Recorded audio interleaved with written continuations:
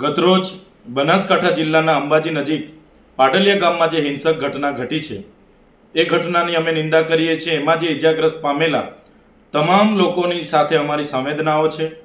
અમે પણ આ બનાવની જાણ થતાં ત્યાંના કેટલાક લોકો સાથે સંપર્ક કરીને આ સમગ્ર ઘટનાની માહિતી લેવાના પ્રયાસો કર્યા। ત્યારે અમને જે માહિતી મળી છે એ માહિતી મુજબ ગતરોજ વન વિભાગના અધિકારીઓ પોલીસ બંદોબસ્ત સાથે પાટલિયા ગામમાં પહોંચે છે અને ત્યાં વર્ષોથી રહેતા આદિવાસી પરિવારોના ઘરો તોડવાની વાત કરે છે અને એ ઘરો તોડતા અટકાવવા માટે કેટલાક આગેવાનો એમને સવાલ કરે છે કે 3 પેઢીથી અહીંયા અમે રહીએ છીએ, અહીંયા જમીન અમે ખેડાણ કરીએ છીએ અને અમારું જીવન નિર્વાહ કરીએ છીએ। તમારે આ પ્રકારના કાર્યવાહી માટે તમે આ વિસ્તારમાં આવ્યા છો ત્યારે તમે ગામ સભાની પરવાનગી કેમ લીધી નથી?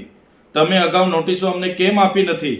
અનુસૂચિત 5 વિસ્તાર હોય, પેશા એક્ટ વિસ્તાર હોય તો એની જોગવાઈનો તમે કેમ અમલ કર્યો નથી? એવી સંવાદ કરે છે। ત્યારે એવા 8 થી 10 આગેવાનોને પોલીસ દ્વારા બળજબરીપૂર્વક પકડીને ગાડીઓમાં બેસાડીને લઈ જવાના પ્રયાસો થાય છે। ત્યારે ગામના કેટલાક લોકો વચ્ચે પડીને એમને છોડાવીને લઈ જાય છે। ત્યારે પોલીસ દ્વારા લાઠીચાર્જ કરવામાં આવે છે। બાદમાં ત્યાં 20 થી વધારે ટીયર ગેસના સેલ છોડવામાં આવે છે। જે સેલ છોડતાની સાથે ત્યાં નાસભાગ મચી જાય છે અને નાસભાગ મચી જતાં પોલીસ દ્વારા 50 થી પણ વધારે રાઉન્ડ ત્યાં ફાયરિંગ કરવામાં આવે છે અને તેમાં આદિવાસીઓના કેટલાક લોકો ઘાયલ પણ થયેલા છે। ત્યારે આ ઘટના બાદ ત્યાં પથ્થરમારો થાય છે અને કેટલાક અધિકારીઓ પણ ઘાયલ થયેલા છે। ત્યારે વન અધિકાર અધિનિયમ 2006 અંતર્ગત આ લોકોએ દાવા અરજીઓ કરી છે પણ સરકારે આજ દિન સુધી એમને સનતો આપી નથી અને આ લોકો વર્ષોથી ત્યાં રહે છે।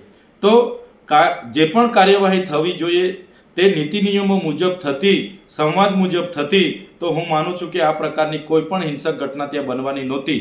પણ કોઈ રાજકીય નેતાના ઇશારે આ પ્રશાસને ત્યાં આ જમીન ખાલી કરવાના પ્રયાસો કર્યા, જેને કારણે આ ખૂબ જ મોટી હિંસક ઘટના બની ગયેલી છે। ત્યારે આ સમગ્ર ઘટનામાં પ્રશાસન દ્વારા કાયદેસરની કાર્યવાહી કરવા માટે 27 લોકોના નામજોગ એફઆઈઆર થઈ છે, 500 લોકોના અજાણ્યા લોકો સામે એફઆઈઆર થઈ છે।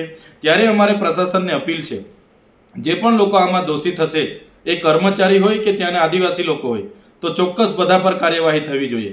કોઈ પણ નિર્દોષ લોકોનો આમાં ભોગ લેવામાં નહીં આવે અને એમને હેરાન નહીં કરવામાં આવે એવી અમારી પ્રશાસનને પણ વિનંતી છે।